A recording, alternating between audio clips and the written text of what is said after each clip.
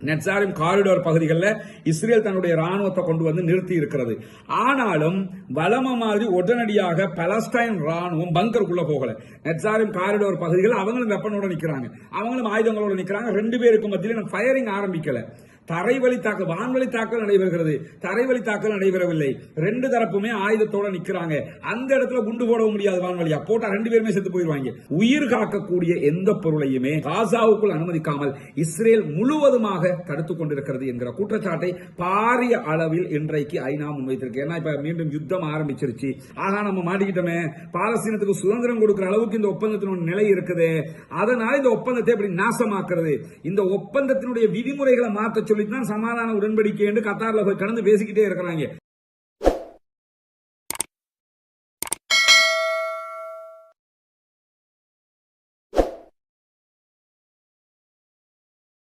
அஸ்ஸலாமு அலைக்கும் வரஹ்மத்துல்லாஹி வபரகாத்துஹு. அன்பிற்கினிய சகோதர சகோதரிகளே, நம் அனைவர் மீதும் ஏக இறைவனுடைய அமைதியும் கருணையும் உண்டாகட்டுமாக என்கிற உயரிய பிரார்த்தனைகளோடு தொடர்ச்சியாக காசாவிலே இஸ்ரேலிய ஆக்கிரமிப்பு படைகள் நடத்தி வரக்கூடிய யுத்தம் தொடர்பான செய்திகளை நம்ம பார்த்து வர்றோம். கிட்டத்தட்ட 530வது நாளாக இன்றைய நாளும் பார்க்க இருக்கிறோம். இடைப்பட்ட ஒரு 59 நாட்கள் அல்லது இன்றோடு 60 நாட்களாக சீஸ் ஃபயர் யுத்த நிறுத்தத்தினுடைய காலத்தை அளவுகோலாக வைத்துக் கொண்டு நம்முடைய வீடியோக்கள் சீஸ் ஃபயர் எத்தனையாவது நாள், யுத்தம் எத்தனையாவது நாள் என்பதை குறிப்பிட்டு தான் செய்திகளை வெளியிட்டு வந்தோம். அதுக்கான காரணம் என்ன, யுத்தம் ஆரம்பிக்கப்பட்டு இத்தனை நாட்கள், தற்போது யுத்த நிறுத்தத்தினுடைய நாட்கள் இத்தனை நாட்கள் என்பதுதான் அதனுடைய முக்கியமான கருவாக இருந்தது. இருப்பினும் தற்போது மீண்டும் இஸ்ரேல் காசாவுக்கு எதிரான வான்வழி தாக்குதல்களை ஆரம்பித்திருக்கிறார்கள். மீண்டும் காசாவில் இருக்கக்கூடிய பாலஸ்தீன போராளிகள் தாக்குதல்களை ஆரம்பிக்காவிட்டாலும் எந்த நேரமும் அவர்களும் தாக்குதலை ஆரம்பிக்கலாம் என்கிற ஒரு நிலை உருவாகி இருக்கிறது. அதனால் இனிமேல் நம்முடைய வீடியோக்களை தொடர்ந்து சீஸ் ஃபயருடைய அந்த வேர்டு இல்லாம யுத்தத்தினுடைய நாட்கள் மாத்திரம் தான் குறிப்பிடப்படும். இன்றைய நாள் 530வது நாளாக இருக்கிறது. இன்றைக்கு வெளியாகி இருக்கக்கூடிய செய்திகள் ரொம்ப கவலை தரக்கூடிய ஆபத்தான செய்திகளாகவும் இருக்கிறது. குறிப்பாக ஜெருசலம்ல இஸ்ரேலிய பிரதமர் பெஞ்சமின் நெதன்யாஹுக்கு எதிராக ஒரு பாரிய மக்கள் எழுச்சி உருவாகி வருகிறது. பாலஸ்தீன மக்கள் அல்ல அந்த ஆர்ப்பாட்டங்களில் கலந்து கொள்வது, இஸ்ரேல் என்று இன்றைக்கு யார் உள்ளே இருக்கிறாங்களோ அந்த யூதர்கள் தான் பெஞ்சமின் நெதன்யாஹுக்கு எதிராக ஆர்ப்பாட்டங்களை நடத்தி வருகிறார்கள். குறிப்பாக டெல் அவீவ்லேயே பாரிய ஆர்ப்பாட்டங்கள் நடைபெறுகிறது. அதற்கு காரணம் என்னன்னா, யுத்தம் செய்யாதீங்க, பணைய கைதிகளை மீட்டு கொண்டு வாங்க, தேர்தலை நடத்துங்க, நீங்க மீண்டும் மீண்டும் யுத்தம் செய்வது என்பதே உங்களுடைய அரசியல் சுயநலத்துக்கானது என்று சொல்லி பாலஸ்தீனத்தினுடைய யுத்தத்துக்கு எதிராக இஸ்ரேலுக்குள்ளே இருக்கக்கூடிய யூத மக்களே போராட்டங்கள் நடத்தக்கூடிய செய்திகள் வெளியாகி கொண்டிருக்கக்கூடிய நேரத்தில் தான் தெற்கு காசா மீதான தாக்குதல்களை இன்றைக்கு இஸ்ரேலிய ஆக்கிரமிப்பு படைகள் வான்வழி தாக்குதல்களை நடத்தி கொண்டிருக்கிறார்கள். நார்த் காசா, வடக்கு காசாவிலையும் தாக்குதல்கள் நடத்தியிருக்கிறாங்க. அதே நேரத்தில் தெற்கு காசா, சவுத் காசாவிலையும் தாக்குதல்கள் நடத்தியிருக்கிறாங்க. இன்றைக்கு சுமார் 17 அப்பாவி சகோதரர்கள் இதுவரைக்கும் கொல்லப்பட்டிருக்கிறார்கள், ஷஹீதாகி இருக்கிறார்கள் என்கிற செய்திகள் வெளியாகி கொண்டிருக்கக்கூடிய நேரத்தில் தான் ஐநா அறிவித்திருக்கக்கூடிய ஒரு செய்தியில் என்ன சொல்றாங்கன்னா, உயிர் காக்கக்கூடிய எந்த பொருளையுமே காசாவுக்குள் அனுமதிக்காமல் இஸ்ரேல் முழுவதுமாக தடுத்துக் கொண்டிருக்கிறது என்கிற குற்றச்சாட்டை பாரிய அளவில் இன்றைக்கு ஐநா முன்வைத்திருக்கு. ஏன்னா இப்ப மீண்டும் யுத்தம் ஆரம்பிச்சிருச்சு. ஷிஃபா மருத்துவமனை பகுதிகளிலையும் குதுஸ் மருத்துவமனை பகுதிகளிலையும் நூற்றுக்கணக்கான சகோதரர்கள், தாக்குதலில் பாதிக்கப்பட்டவர்கள், காயமடைந்தவர்கள் மருத்துவத்திற்காக வந்து நிற்கிறார்கள். அவர்களுக்கு மருத்துவம் வழங்குவதற்கான ஏற்பாடுகள் இல்லாமல் பாலஸ்தீனத்தினுடைய காசாவினுடைய சுகாதார பிரிவு தத்தளித்துக் கொண்டிருக்கிறது. எனவே உயிர் காக்க வேண்டிய கடமை நமக்கு இருக்கிறது, அவர்களுக்கான உதவிகளை நாம் செய்ய வேண்டும் என்று சொல்லி இன்றைக்கு ஐநா வெளியிட்டிருக்கக்கூடிய அறிக்கையில் சொல்லி இருக்கிற அதே நேரத்தில் இன்றைய தினம் இஸ்ரேலிய ஆக்கிரமிப்பு ராணுவம் பொதுமக்களை இலக்கு வைத்து பல இடங்களில் வான்வழி தாக்குதல்களை நடத்தி வருகிறார்கள். அவர்கள் இன்னும் தரைவழி தாக்குதல்களை ஆரம்பிக்கவில்லை. பெஞ்சமின் நெதன்யாஹு என்ன சொல்றாருன்னா, இனிமேல் துப்பாக்கிகளுக்கு கீழால் தான் பேச்சுவார்த்தை நடத்தப்படும், சமாதான பேச்சுவார்த்தைங்கிறதே கிடையாது அப்படிங்கிறாரு. அப்படி சமாதான பேச்சுவார்த்தைகள் நடத்தப்படாவிட்டால் என்ன நடக்கும் என்பதும் அனைவருக்கும் தெரியும். இந்த நிலையில தான் இன்னும் அவர்கள் தரைவழி தாக்குதலை ஆரம்பிக்கவில்லை, அத்தனையும் வான்வழி தாக்குதல்களாக மாத்திரம்தான் இருக்கிறது என்பதை நம்ம புரிஞ்சு கொள்கிற அதே நேரத்தில் இன்றைய தினம் பாலஸ்தீன விடுதலை அமைப்பினுடைய ஊடக பேச்சாளர் வெளியிட்டிருக்கக்கூடிய செய்தி, உசாமா ஹம்தான் அவர்கள் இன்றைக்கு ஊடகங்களுக்கு பேசி இருக்கிறார். அதிலே அவர் மிக முக்கியமான ஒரு செய்தியை சொல்லியிருக்கிறார். நாங்கள் இந்த நிமிடம் வரை ஒப்புக்கொள்ளப்பட்ட சமாதான உடன்படிக்கையை கடைபிடித்து வருகிறோம். 2 தரப்புமே முதல் கட்டம் 40 நாட்கள், பிறகு 40 நாட்கள், பிறகு நிரந்தர யுத்த நிறுத்தம் என்றுதான் பேச்சிலே முடிவெடுத்திருக்கிறோம், கையெழுத்துமிட்டிருக்கிறோம். அந்த அடிப்படையில் முதல் கட்ட 40 நாட்களை நாங்கள் அழகாக கையாண்ட மாதிரியே இப்பொழுதும் ரொம்ப பொறுமையாக பொறுமையாக இரண்டாம் கட்டத்தையும் நாங்கள் பொறுத்திருந்து கவனித்துக் கொண்டிருக்கிறோம். நாங்கள் அவசரப்படாமல் இருக்கிறோம். எங்கள் மீது பாரிய தாக்குதல் எங்கள் மக்கள் மீது நடத்தப்பட்டிருக்கிறது. 400க்கும் மேற்பட்டவர்கள் ஒரே நேரத்தில் கொல்லப்பட்டிருக்கிறார்கள், ஷஹீதாகி இருக்கிறார்கள். அப்படி இருந்தும் நாங்கள் பொறுமையாக சமாதான உடன்படிக்கையை நடைமுறையில் வைத்துக் கொண்டிருக்கிறோம். இது இஸ்ரேலுக்கு பாரிய ஆச்சரியத்தை உண்டாக்கி இருக்கிறது. அது மட்டுமல்லாமல் இந்த ஒப்பந்தத்தை எப்படியாவது நாசமாக்கணும் என்று சொல்லித்தான் இஸ்ரேல் மீண்டும் மீண்டும் காசாவின் மீது தாக்குதல் நடத்தி கொண்டிருக்கிறது. இந்த தாக்குதல்களை நடத்தக்கூடிய இஸ்ரேல் இந்த தாக்குதல்களால் ஏற்கனவே முடிவெடுத்த ஒப்பந்த நடைமுறைகள் மாற்றம் பெறும் என்று நினைத்தால் அது வெறும் மாயையாகத்தான் இருக்கும் என்று அவர்கள் சொல்லியிருக்கிறார்கள். சுருக்கமாக நீங்க என்ன புரிஞ்சுக்கிறீங்கன்னு சொன்னா, ஏற்கனவே முதல் 40 நாட்கள் என்னென்னலாம் செய்யணும்னு பேசி முடிவெடுத்தாங்க. இரண்டாவது 40 நாட்கள் சமாதான உடன்படிக்கையின் போது என்னவெல்லாம் இருக்க வேண்டும், இரண்டாவது 40 நாள் ஆரம்பிச்சதிலிருந்து நிரந்தர யுத்த நிறுத்தத்தை நோக்கி நகர வேண்டும். நிரந்தர யுத்த நிறுத்தம்னா அடுத்து பாலஸ்தீனம் சுதந்திர நாடு என்கிற இடத்துக்கு போய் நிக்கணும். இந்த மாதிரியான பேச்சுவார்த்தை நடத்தப்பட்டது. 40 நாள் முடிஞ்சா மூன்றாவது நிரந்தர யுத்த நிறுத்தம் தான். இதற்குள்ள காசாவை கட்டி எழுப்புகிற வேலைகளை தான் எல்லோரும் செய்யணும் என்கிறது தான் ஒப்பந்த விதிமுறை. இந்த விதிமுறையை தளர்த்தி காசாவில் இருக்கக்கூடிய இஸ்ரேலுடைய ஆட்களை மற்றும் பணைய கைதிகளை எப்படியாவது வெளியே எடுத்துக்கிட்டு போய் அவர்கள் காசாவை மீண்டும் ஒரு காலனித்துவத்துக்கு கீழே காசாவை அடக்கி ஆளக்கூடிய வேலையை செய்யறதுக்கு முயற்சி பண்றாங்க. அவங்க இந்த யுத்த நிறுத்தத்தை உடைச்சி அதை அல்லது யுத்த நிறுத்தத்தினுடைய விதிமுறைகளை மாற்றுவதற்காக எங்கள் மீது தாக்குதல் நடத்தினால் விதிமுறையை மாற்றலாம் என்பது மாயையாக இருக்கும். விதிமுறையை மாற்றத்துக்கு நாங்க தயாரில்லை. அதுதான் விதி. ஏன்னா இதுல ஒரு ட்விஸ்ட் இருக்குது. என்ன ட்விஸ்ட்னா, யுத்தத்திலையும் இஸ்ரேலால வெல்ல முடியல, அவங்களுடைய பணைய கைதிகளையும் மீட்டுக் கொண்டு எடுத்துட்டு போக முடியல, பாலஸ்தீன விடுதலை அமைப்பையும் அழிக்க முடியாம போயிடுச்சு, காசாவுல கட்டடங்களையும் அப்பாவிகளையும் கொன்றது மட்டும்தான் மிச்சமா போயிடுச்சு. இப்படி எல்லாம் நடந்ததற்கு பிறகு இப்ப இந்த ஒப்பந்தத்துல கையெழுத்து போட்டுருக்கானா இல்லையா, இந்த ஒப்பந்தத்துல கையெழுத்து போட்டு வந்ததுக்கு பிறகு தெரியுது, ஆகா நம்ம மாட்டிக்கிட்டோமே, பாலஸ்தீனத்துக்கு சுதந்திரம் கொடுக்கிற அளவுக்கு இந்த ஒப்பந்தத்தினுடைய நிலை இருக்குது. அதனால இந்த ஒப்பந்தத்தை எப்படி நாசமாக்குறது, இந்த ஒப்பந்தத்தினுடைய விதிமுறைகளை மாற்ற சொல்லித்தான் சமாதான உடன்படிக்கை என்று கத்தார்ல போய் கடந்து பேசிக்கிட்டே இருக்கிறாங்க. பாலஸ்தீன விடுதலை அமைப்பு என்ன சொல்றாங்கன்னா, பேசினதுதான் டோர் க்ளோஸ் பண்ணப்பட்டுடுச்சு, திரும்ப திரும்ப அதுல பேசிக்கிட்டு இருக்க முடியாது, சொன்னதை சொன்ன மாதிரி நடைமுறைப்படுத்தும், உங்க ஆக்களை நாங்க விடுதலை பண்ணுவோம் என்று பிடியாக பிடித்துக் கொண்டிருக்கிறார்கள். இஸ்ரேலுக்குள்ள உடனடியாக ஒப்பந்தத்தை நடைமுறைப்படுத்துகின்ற பொதுமக்கள் ஆர்ப்பாட்டம் நடத்துறாங்க. பெஞ்சமின் நெத்தன்யாகு அமெரிக்காவினுடைய ஆறுதலோடு அமெரிக்காவினுடைய ஆதரவோடு தற்போது இந்த யுத்தத்தை ஆரம்பித்திருக்கிறார். அதற்காகத்தான் அவங்க என்ன சொல்றாங்கன்னா, நீங்க என்ன நினைச்சாலும் நாங்க இதை விட்டுக் கொடுக்கிறதுக்கு தயார் இல்லை என்று பாலஸ்தீன விடுதலை அமைப்பு இன்றைக்கு மிக தெளிவாக சொல்லி இருப்பது மட்டுமல்லாம இஸ்ரேலுடைய கட்டாய இடப்பெயர்ச்சி உத்தரவை பின்பற்றாமல் இருப்பதற்கு காசாவினுடைய மக்கள் முடிவெடுத்திருக்கிறார்கள் என்கிற செய்திகளும் இன்றைக்கு வெளியாகி இருக்கிறது. என்ன கட்டாயம்னா, இப்ப யுத்தம் தாக்குதல் நடத்துறாங்க, வான்வழி தாக்குதல். நேற்று என்ன அறிவிச்சிருக்கிறாங்கன்னா, நார்த் காசாவில் பைத்துலாகிய பகுதிகளில் இருக்கக்கூடிய ஆட்கள் எல்லாமே வெளியேறுங்க, சவுத் காசாவுக்கு போங்க அப்படின்னு சொல்லி இருக்கிறாங்க. ஒரு சில பேர் போனாலும் பல பேர் நாங்க போக மாட்டோம், செத்தாலும் இனி இங்க தான், எங்களுக்கு இதான் வேலையா, நீ தாக்குதல் நடத்துவ, ஒவ்வொரு ஊரா அலைஞ்சுக்கிட்டு இருக்க முடியுமா, எங்களுடைய தேசம் இது, எங்களுடைய பூமி இது, நாங்கள் இங்கே தான் இருப்போம் என்று அவர்கள் உறுதியாக இருக்கிறார்கள். எனவே அவர்கள் உறுதியாக இருக்கிற காரணத்தினால இஸ்ரேல் பொதுமக்களை கொள்வது அதிகமாகும் என்கிற ஒரு அச்சமும் இருக்கிறது. ஏன்னா வெளியேற மாட்டோம்னா அந்த இடத்துக்கே குண்ட போடுவான், மக்கள் செத்து மடிந்து விடுவார்கள். அல்லாஹ்தான் அவர்களை பாதுகாக்க வேண்டும். ஆனால் அவர்களுடைய உறுதி அவர்களுடைய தேசத்தை மீட்பதற்கான ஒரு அத்திவாரமாக அடித்தளமாக இருக்கும் என்பதும் எந்த மாற்று கருத்தும் இல்லை. இப்படியான நேரத்தில் இன்னைக்கு நிறைய ஊடகங்கள் என்னன்னா, இஸ்ரேலுடைய ஒரு அறிக்கையை வெளியிட்டிருக்கிறாங்க. என்ன அறிக்கைன்னு சொன்னா, இஸ்ரேல் இன்னைக்கு நார்த் காசா பகுதிகளில் பாலஸ்தீன விடுதலை அமைப்பினுடைய ராணுவ தளங்களை இரவு முழுவதும் அடிச்சு நொறுக்கி இருக்கிறோம் அப்படின்னு சொல்லி அறிவிச்சிருக்கிறாங்க. முதல்ல இது உண்மையா? இப்படி நொறுக்க முடியுமா? அங்க நொறுக்கிறதுக்கு எதையாவது அவன் தரைக்கு மேலதான் வச்சிருக்கிறானா? பாலஸ்தீன விடுதலை அமைப்பினுடைய எந்த ஒரு ராணுவ கேம்பும் தரைக்கு மேல இருக்குதா? நீ தான் அட்டாக் பண்றன்னு தெரிஞ்சதோட, நேற்று 400 பேரை கொண்டதோட அப்படியே இருந்தாலும் உடனே எல்லாத்தையும் பூமிக்குள்ள கொண்டு போயிருப்பானா இல்லையா? கொண்டு போகாம தான் வச்சிருப்பானா? இரவு முழுக்க தாக்குதல் நடத்தி என்ன பண்ணாங்களாம்னு கேட்டா, பாலஸ்தீன விடுதலை அமைப்பினுடைய இந்த ராணுவ முகாம்களை நாங்க அழிச்சோம், இரவு முழுக்க இதுக்கு தாக்குதல் நடத்தினோம்ங்கிறாங்க. இதுக்கு முன்னாடி என்ன சொன்னாங்க, நார்த் காசாவுல வடக்கு காசாவுல பாலஸ்தீன விடுதலை அமைப்பே இல்ல, மொத்தமா நாங்க தான் நார்த் காசாவை கையில வச்சிருக்கிறோம். ஆனா இந்த யுத்த நிறுத்த டைம்ல பார்த்தோம், புற்றீசல் மாதிரி பங்கர்களுக்குள்ள இருந்து வெளியே வந்தாங்க, ஒண்ணுமே பண்ண முடியாம போயிடுச்சா இல்லையா? அப்ப இந்த மாதிரி ஒரு நிலை இருக்கிற நேரத்தில் இன்னைக்கு என்ன சொல்றாங்கன்னா, நார்த் காசாவில் நாங்க யுத்தம் பண்ணி பல இடங்கள் அழிச்சிட்டோம். எந்த அளவுக்கு அழிச்சிட்டோம்னு சொன்னா, இஸ்ரேல் மீது தாக்குதல் நடத்துறதுக்கு நிறைய ஏவுகணைகளை ரெடி பண்ணி வச்சிருந்தாங்க, அதையெல்லாம் நாங்க அழிச்சிருக்கிறோம். ஆனா இதுக்கு முன்னுக்கு என்ன சொன்னாங்க, ஏவுகணையே கிடையாது, எல்லாத்தையும் அழிச்சிட்டோம். எல்லாத்தையும் அழிச்சா இப்ப எப்படி அழிச்ச நீ என்ற கேள்வி வரும். அப்ப ஏற்கனவே இருக்க போய் தானே அவங்க வச்சிருக்கிறாங்க வரும். அப்ப என்ன அர்த்தம்னா ஏற்கனவே இருந்ததை அழிக்கவும் இல்ல, இப்ப அழிக்கவும் இல்ல, இருக்கிறதையெல்லாம் அவங்க பத்திரமா வச்சிருக்காங்க. இன்றைக்கும் பாலஸ்தீன விடுதலை அமைப்பு ஒரு விஷயத்தை தெளிவா சொல்லிருக்காங்க. கேட்டா அளவு கடந்து போனீங்கன்னா நாங்களும் எல்லாம் மீறிடுவோம். அதனால அளவோட தான் எதுவும் இருக்கணும். சமாதானம் வந்துட்டீங்கன்னா போதுமானது.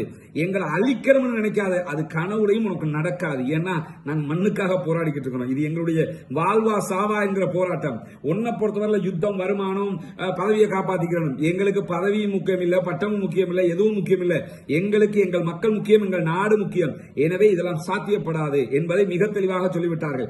ஆனா இன்னைக்கு அவங்களுடைய அறிக்கையில் என்ன சொல்லியிருக்கிறாங்கன்னா, நார்த் காசாவில் பாலஸ்தீன விடுதலை அமைப்பினுடைய ராணுவ முகாம்களை, ராணுவ தளங்களை அழிச்சது மட்டுமல்லாம காசாவினுடைய கடலோர பகுதிகளில் இருந்த கடல் வழியாக தாக்குதல் நடத்துவதற்கு தயாராக இருந்த பாலஸ்தீன விடுதலை அமைப்பினுடைய கப்பல்களை நாங்க அடிச்சு நொறுக்கி இருக்கிறோம்.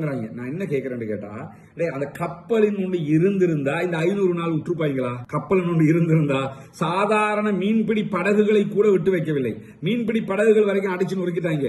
எல்லாத்தையும் அடிச்சு நொறுக்கி போட்டு இன்னைக்கு என்ன சொல்றாங்கன்னு கேட்டா, காசாவினுடைய கடற்பரப்புல பாலஸ்தீன விடுதலை அமைப்பினுடைய போட் எல்லாம் இருந்தது, கப்பல்கள் எல்லாம் இருந்தது. இதுல எங்களுக்கு அட்டாக் பண்றதுக்கு தான் ரெடியா இருந்தாங்க. நாங்க அதெல்லாம் அழிச்சிட்டோம் அப்படின்னு சொல்லிச்சிருக்காங்க. இந்த சமாதானம் 40 நாளைக்குள்ள ரஃபா பார்டர் வழியாக எந்த போட்டால் வந்துச்சா? சரி, பங்கருக்குள்ள இருந்து கப்பலை கொண்டு வர முடியுமா? கப்பலை கொண்டு வரணும்னா கடல் வழியாகத்தான் கொண்டு வரணும். கடல் வழியாக கொண்டு வந்தா எந்த டைம்ல கொண்டு வந்தாலும் இஸ்ரேல் பார்த்துக்கிட்டு தான் இருக்கிறான். எனவே கொண்டு வர முடியாது. அப்போ ஒன்னே ஒண்ணு உறுதியாகுது, என்னன்னா கடலோர பகுதிகளில் பாலஸ்தீன அப்பாவிகள் மீது இஸ்ரேல் தாக்குதல் நடத்தி இருக்கிறது. இரண்டாவது, அப்படியே பாலஸ்தீன விடுதலை அமைப்பின் மீது தாக்குதல் நடத்தியிருந்தா இஸ்ரேல் ஏதோ ஒத்துக்கொள்ளுதுன்னு கேட்டா, பாலஸ்தீன விடுதலை அமைப்பினுடைய நாவல் போர்சஸ் ரொம்ப பலமா இருக்கிறாங்க. அவருடைய கடற்படையும் பலமாக இருக்கிறது. ஒரு சில ஏரியாவில் தான் நீங்க அழிச்சிருக்கிறீங்கன்னு அர்த்தம். அப்ப மற்ற ஏரியாவில் இருப்பானா இல்லையா? எனவே தங்களுடைய மானத்தை காப்பாத்திக்கிறதுக்காக இப்ப புது தும்பு தடி வந்திருக்குது. புதிய ராணுவ தளபதியை ஒரு யுத்தத்தில் ஒருத்தன் தோத்து பதவியை நீங்கிட்டு போயிட்டான். இப்ப இன்னொருத்தன் தளபதியா வந்திருக்கான். அவன் பழிக்கு நீ 60,000 பேரை கொண்டியா, நான் ஒரு 1,00,000 பேரை கொள்ள வேண்டும் வேணும்னா கொல்ல முடியுமே தவிர பாலஸ்தீன விடுதலை அமைப்பை அழிப்பது என்பது அசாத்தியம் என்பதை இஸ்ரேலுடைய தலைவர்கள், இஸ்ரேலுடைய ராணுவத்தினுடைய ஊடக பேச்சாளர் அண்மையில பதவி விலகியிருந்தார். அவரும் என்ன சொன்னாரு? பாலஸ்தீன விடுதலை அமைப்பை அழிக்கிறதுங்கிறது அசாத்தியமானது. அது ஒரு கொள்கை, அது ஒரு சித்தாந்தம், அது ஒரு சிந்தனையாக மாறிவிட்டது. எனவே அது சாத்தியம் இல்லை. இவங்க சும்மா கண்ணில் மண்ணை தூக்கிட்டு தெரியுறாங்களே தவிர அது உண்மை இல்லை என்று சொல்லி அவர்களும் மிக தெளிவாக அறிவித்திருந்த நிலையில தான் காசாவில் தொடர்ந்து இஸ்ரேல் செயல்படும் என்று சொல்லி இஸ்ரேலிய ராணுவம் இன்றைக்கு அறிவித்திருக்கிறது. இஸ்ரேலுடைய படைகள், உள்நாட்டு பாதுகாப்பு பிரிவு, இவை அத்தனையும் இஸ்ரேல் மக்களை நாங்கள் பாதுகாக்கிறதுக்காக நாங்கள் செயல்படுவோம், எனவே காசாவில் நாங்கள் இருப்போம் என்று சொன்னது மட்டுமல்லாமல் இன்றைய தினம் என்ன பண்ணிருக்கிறாங்கன்னா, நெட்சாரிம் காரிடோர் பகுதிகளையும் ராணுவத்தை கொண்டு வந்து நிறுத்தி இருக்கிறார்கள். இதுல நம்ம என்ன கவனிக்கிறோம்னா, வான்வழி தாக்குதல் நடைபெறுகிறது. நெட்சாரிம் காரிடோர் பகுதிகளில் இஸ்ரேல் தன்னுடைய ராணுவத்தை கொண்டு வந்து நிறுத்தி இருக்கிறது. ஆனாலும் வலம மாதிரி உடனடியாக பாலஸ்டைன் ராணுவம் பங்கருக்குள்ள போகல. நெட்சாரிம் காரிடோர் பகுதிகள் அவங்களும் வெப்பனோட நிக்கிறாங்க, அவங்களும் ஆயுதங்களோட நிக்கிறாங்க. 2 பேருக்கும் மத்தியில் ஃபயரிங் ஆரம்பிக்கல.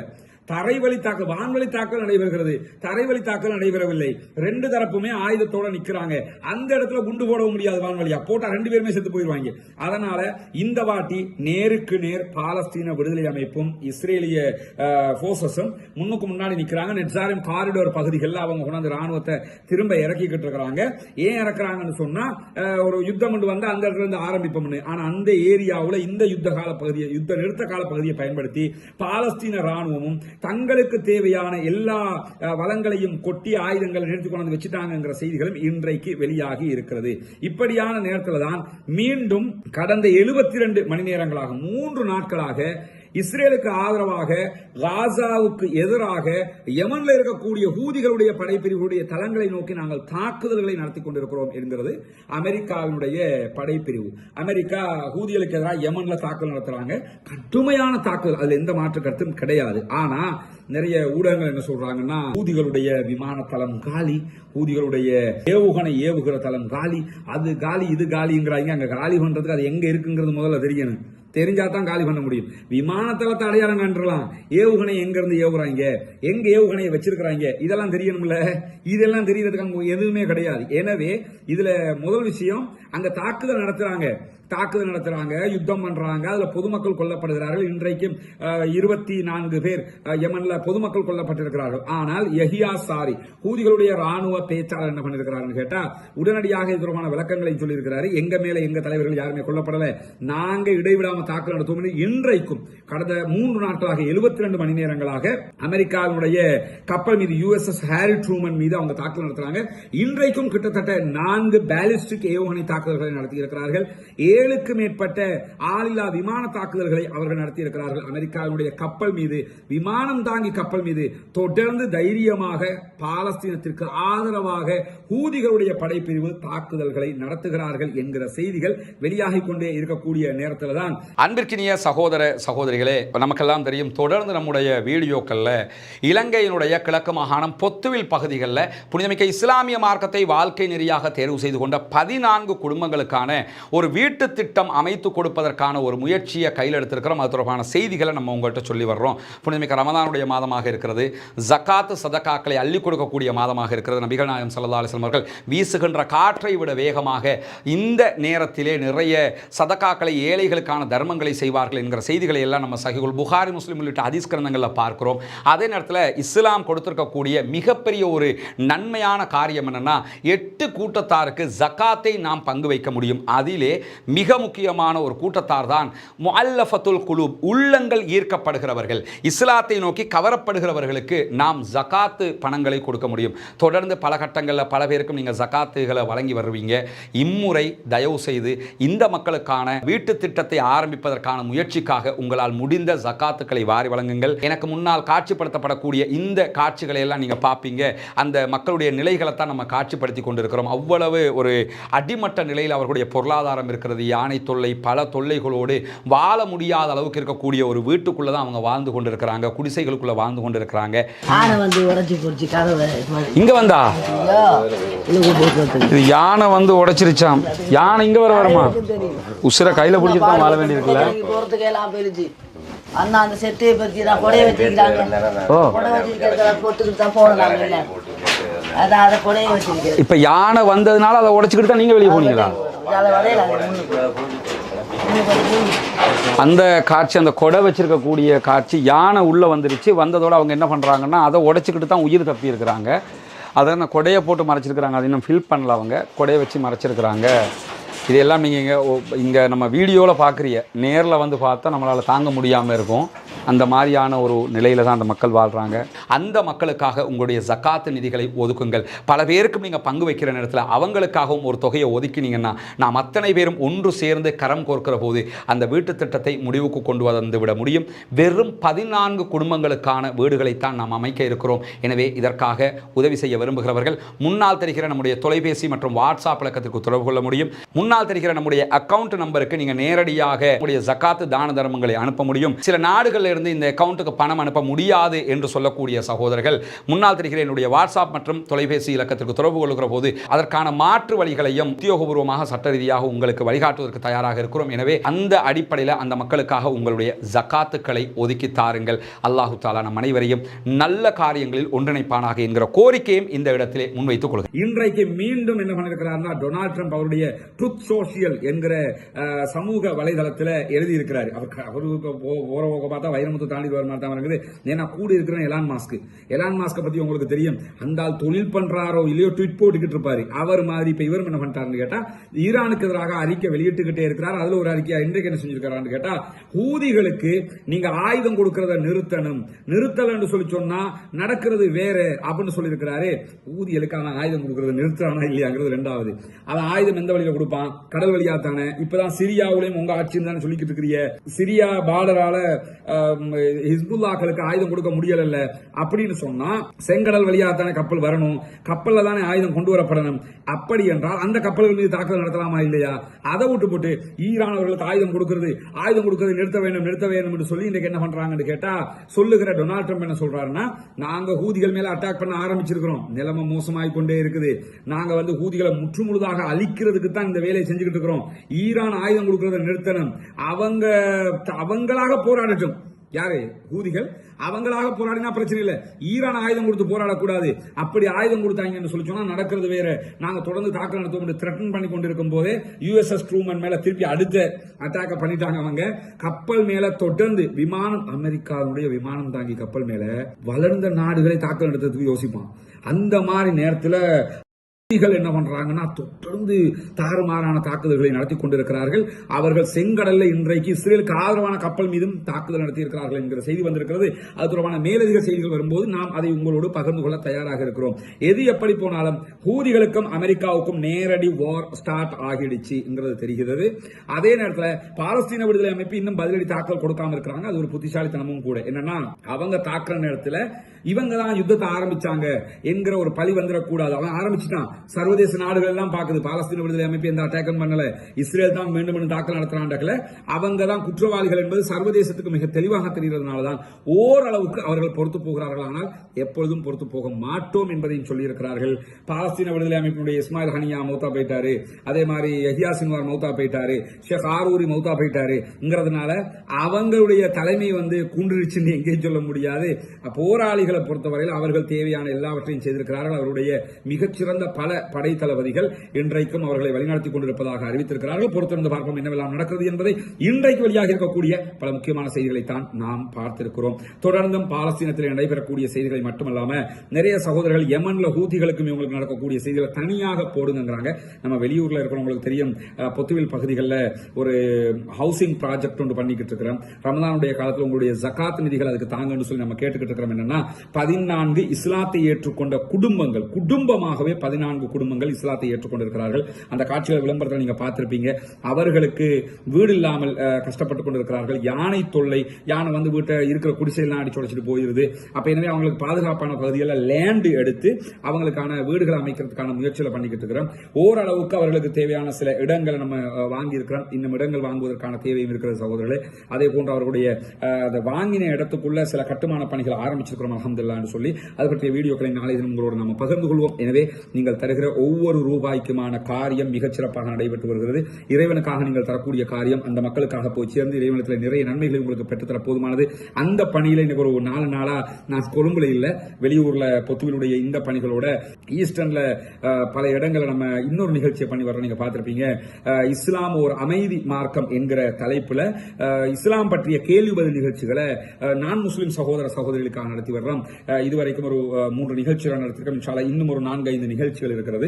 அந்த நிகழ்ச்சியில் அவங்க நிறைய கேள்விகளை கேட்கறாங்க. அல்ஹம்துலில்லாஹ். அந்த வீடியோக்கள் நம்ம உங்களோட பகிரும்போது உங்களுக்கு தெரியும், மாஷா அல்லாஹ்னு அருமையான கேள்விகள் எல்லாமே. அந்த கேள்விகளுக்கு நம்ம பதில் சொல்றது மட்டுமல்ல, அவங்களுக்கு குர்ஆன் தமிழாக்கமும் குர்ஆன் சிங்கள மொழிபெயர்ப்பும் தாராளமாக கொடுக்க முடிகிற ஒரு வாய்ப்பையும் இறைவன் நமக்கு தந்திருக்கிறான். அதற்காகவும் பிரார்த்தனை செய்யுங்கள். எனவே அந்த ஹூதிகளுடைய சம்பவங்கள் எல்லாம் நம்ம கொழும்புக்கு ஒரு நாட்கள் வரும்போது தனித்தனியாக வீடியோவாக மேலதிக விளக்கங்களோடு நம்ம போடுவோம். இந்த துவில நடக்கக்கூடிய இஸ்லாத்தை ஏற்றுக்கொண்ட சகோதரர்களுக்கான இந்த வீடு கட்டி கொடுக்கிற பணிக்கு ஜகாத்து தான தர்மங்களை செய்ய விரும்புகிற சகோதரர் முன்னால் இருக்கக்கூடிய நம்முடைய அந்த அக்கவுண்ட் நம்பருக்கு உங்களால் முடிந்த ஜகாத்து உதவிகளை வாரி வழங்குறது மட்டுமல்லாம எங்க நாட்டில இருந்து இந்த அக்கவுண்ட்டுக்கு போட முடியல என்று சொல்லக்கூடிய சகோதரர் முன்னால் தெரிகிற என்னுடைய தொலைபேசி மற்றும் வாட்ஸ்அப் இலக்கத்திற்கு தொடர்பு கொண்டு அதை எப்படி நீங்க அனுப்ப முடியும் என்கிற வழிகாட்டல்களையும் நாம் தருவதற்கு தயாராக இருக்கிறோம். அந்த மக்களுக்கும் கரம் கொடுப்போமாக. பாலஸ்தீனம் வெற்றி பெறட்டும், பாலஸ்தீனம் சுதந்திரமடையட்டும், பாலஸ்தீன மக்களும் நம்மை போன்ற நிம்மதியானவர்களாக மாற வேண்டும் என்கிற உயரிய பிரார்த்தனைகளோடு பாலஸ்தீன மக்களுக்காக ஜனநாயக ரீதியாக குரல் கொடுப்போமாக. வாஹிரு தஅவானா அல்ஹம்துலில்லாஹி ரப்பில் ஆலமீன்.